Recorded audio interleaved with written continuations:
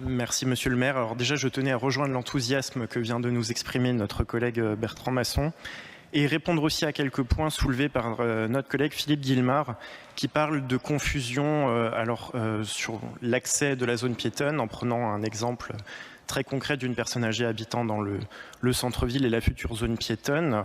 Je pense que malheureusement, nous n'avons pas écouté et assisté avec la même attention à la présentation faite par les services. L'agitation actuelle peut peut-être encore en être un exemple, mais rappelons néanmoins un fait important, ne confondons pas l'accès de notre future zone piétonne, de la future zone piétonne de Nancy, avec l'accès des proches pour rendre visite à la personne habitant au centre-ville. Au contraire, c'est une chance d'avoir une zone piétonne au bas à sa porte, permettre à la personne qui est à mobilité réduite de se déplacer dans une zone sécurisée et apaisée pour qu'elle puisse à nouveau profiter de la ville, profiter des commerces et se déplacer en toute sécurité. Ça n'empêchera bien évidemment pas aux proches de venir prendre en voiture la personne à mobilité réduite au pied de sa porte, ce qui aujourd'hui n'est pas possible.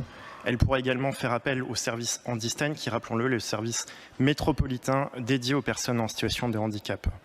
J'ai échangé il y a peu avec une Nancéenne habitant au croisement de la rue Jeanne d'Arc et de la rue du Général Leclerc, qui n'a que l'usage de sa voiture pour se déplacer, pour se rendre à son médecin qui exerce justement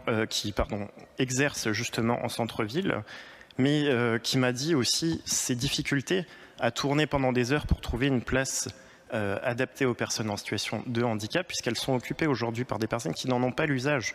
Demain, elle sera en ayant droit, elle pourra entrer dans cette zone, se rendre chez son médecin en se stationnant au plus près, et ce qui, je l'espère en tout cas, rassurera certaines inquiétudes que vous avez soulevées.